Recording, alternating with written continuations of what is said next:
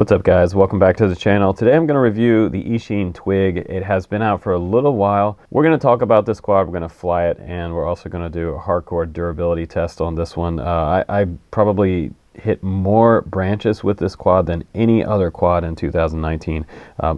Interestingly enough, it's called the Twig, and it seems to be attracted to twigs, which is kind of funny. I hit everything. I hit trees, branches, I hit the ground with this quad. I even slammed it full speed into a concrete curb. I mean full speed. You're going to see in the DVR coming up. It's crazy. This thing took a major hit. So I have to say that it does have a 115 millimeter wheelbase on here. It's a 3-inch class quad. It does come with some props that are from Eachine that I don't think are very great, but it does come with this nice case. And let's just go ahead and get into the specifics of this review. The case is cool. The quad fits in there, props on and everything. You get a few accessories in here. Mine has the SPI version, which I'm not a big fan of the SPI receiver because it doesn't have a very far range to it.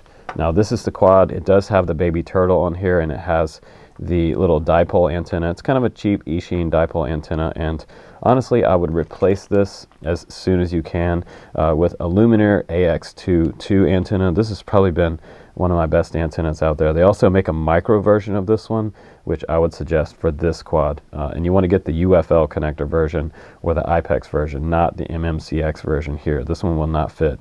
The connector will look something like this. Little tiny connector just like that.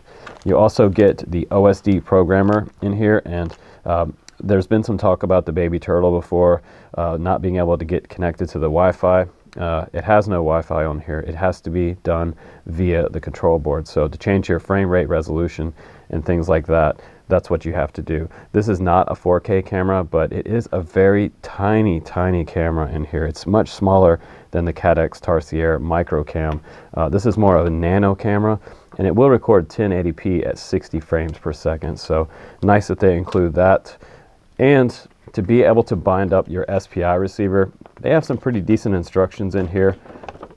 To be able to get it into bind mode, you're going to have to go to the instructions right here and type in bind_RX_SPI, and that way it'll put your receiver that's built into the Crazy Bee F4 version 3 flight controller into bind mode. So that's the other thing about this quad. It is the Crazy Bee F4 version 3, and I haven't had a ton of luck with those in the past. It's not the greatest quality, so that's probably one compromise on this quad is the flight controller that they chose for it. I think they probably could have found something a little bit better. We also have 10 amp ESCs on this baby, and we have Eachine branded motors, and they're white. They're kind of cool. Let's just zoom into them a little more here. They're 1105s, 5200 kVs, open bottom motor design, 4 bolts on the very bottom with this unibody frame. And I'm told that this is a clone.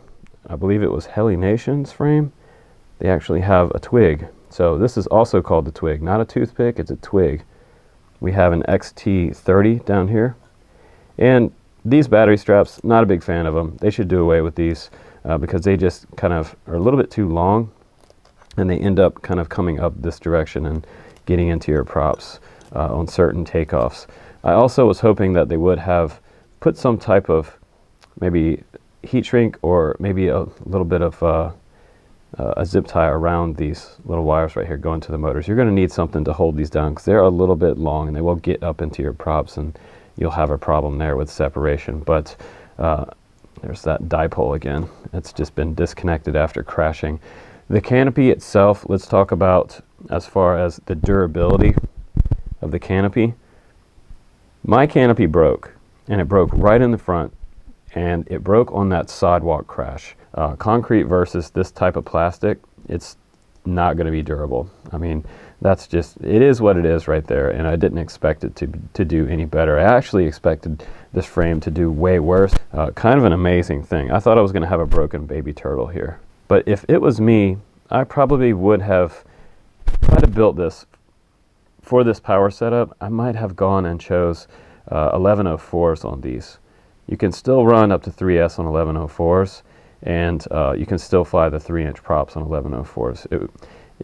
It seems like 1105s are a little bit beastie for this quad. But then again, it is a little heavier than most of the other type of toothpicks out there. So let's go ahead and get a weigh in on it, and then we'll go out and do some flying. So now the quad is on the scale, and we have 67.3 grams. That's without the battery on there, but the battery that I'm going to recommend for you guys is the Tattoo 3S450, and this one is still a good weight on the quad. It's going to get you a little over 3 minutes flight time, and I've had some pretty good experiences with these Tattoo batteries. They don't swell up or give up in even some of the most punishing flight tests I've done. And this gets us just above 100 grams total takeoff weight, 109 grams. And I have to mention the props that come along with this. I forgot to talk about these in the first part of the review, but the 3025 props from Eachine that come in the box, they do give you 2 sets, but these are kind of a fat cord in the middle with sort of a bullnose tip out here, and these have more vibrations than something like a higher quality prop like the HQ 3x2. This is the prop that I would recommend for this particular quad. I'll try to put some links down below for these, but the biggest difference about this prop versus this prop is pretty much everything. The plastic that they used on the HQ prop is more dense. You can see that both of these have very different flex characteristics, and that makes a huge deal on your quad's tune. The more flex you have in a cheaper prop equals more vibrations. The less flex in a more rigid prop, we've talked about stiffies before in the toothpick world. Stiffer props are better, and I jokingly call them stiffies, but it's going to get you a better flying quad and less vibration in the flight controller. And one more tip, guys, you want to use a SanDisk Extreme Plus with your baby turtle. This is probably going to give you your best real-time video feed without your dropped frames. The SanDisk Extreme Plus works great for me. I bought a handful of these, and I think they're like $16 at this point. They're actually getting cheaper and cheaper. So the 32 gigabytes, the one I'm going to recommend. It's going to get you plenty of 1080p video on here. Now let me show you probably one of the most hardcore flight tests I've done all year. Now, starting out on a 2S battery, there are some vibes in the DVR from the Caddx Baby Turtle right here. But I have to say that the Baby Turtle's 1080p at 60 frames per second actually looks outstanding, and I'm impressed with their DVR on the Baby Turtle. This looks really good. The colors pop, it's nice and bright, and looks way better than what you see in the quads, obviously. But again, I feel like that the analog camera should be just a little bit better. And you know, we can't really compare this to the Caddx Ratel or anything, but it is what it is. It's a nano-sized camera, and I'm not expecting the world out of it, but it could be better. But 2S seemed to perform pretty well. I could still freestyle this quad with the 1105s on here, and where this quad really performs its best is on 3S 450 battery. You're going to get just above 3 minutes flight time on that battery, and look at the whip that this quad has coming back around. Plenty of power to do my traditional power loops around the trees, and I could probably keep this quad going and power loop it all day long if the batteries wouldn't run out. But it feels pretty snappy on the controls. You could probably dial back the rates on this quad just a little bit. Maybe turn your super rates back down to like 6.5. 0.65 might be a better rate for it. But I'm able to power loop it, almost kiss tree right there. And I'm going to show you some crashes coming up. I had so many crashes with this quad, it was crazy. And the good news is that this is probably one of the most durable HD type of setups that I've flown this year. And I think that the video on 3S, as far as the 1080p, is tops. It looks really, really good. So there's my first big power loop around this big thick tree. Plenty of power there. Went super high. Now back over for a little split S. A little bit of vibration there at the bottom end, and I've seen that before on some cheaper props. And again, these props they're going to vibrate on you in those hard G's, but performs pretty well. And there's a high pitch throttle, and it's just a little bit of vibration there. And now the crashes, just one after another. This thing is attracted to twigs, grass, concrete, anything that sticks out. I will land it in the tree. And I had the craziest luck on this flight test. I mean, I just could not keep this quad out of the trees. It's just totally ridiculous. My friend Colby that I was flying with that day, he was like, man, I haven't seen you crash this this much ever. Like, I just could not keep this quad out of the trees and straight into the tree trunk right there. How many times have I passed by that tree trunk just inches at full speed? And with the Twig, man, the Twig was just all over the place in the trees. It's just like, oh man, I don't know what the deal was, but I had this kind of luck all day. And I felt like it wasn't the quad's fault. It was just one of those days that I had where I just couldn't get things right. But decided to try to power loop this table in between these trees, and I smashed right into the curb. And Colby got a good laugh about that. But I picked up the quad, and it was miraculously okay. I broke the front, and then I just, you got to go for it again. You got to make that. And who's crazy enough to do that? Me. Why not? I got the quad for free, so let's go. Alright guys, welcome back from the flight test. Did I slam dunk this thing into the concrete and it survived? The camera didn't blow out.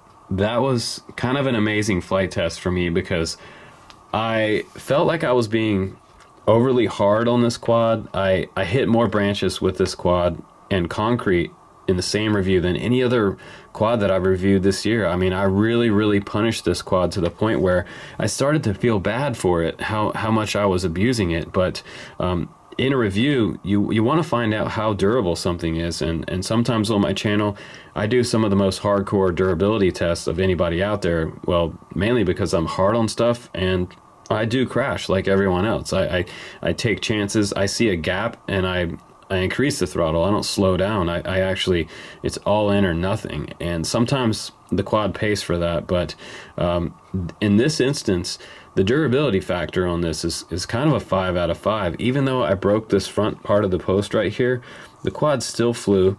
It didn't have a lot of vibration in the camera, extra vibration in the camera, because it's actually pretty solid on here, and it still has 3 posts holding the canopy on. If you can get an extra canopy to go along with yours, if you decide to buy the Twig, I would do that. But I have to say, this broke on concrete, and it's not really fair of me to say that this isn't a durable canopy, because it is a cheaper plastic. I don't think it's polycarbonate, but as far as a concrete head-on crash, it did its job in protecting the camera, and my baby turtle camera is not broken, so I'm happy about that.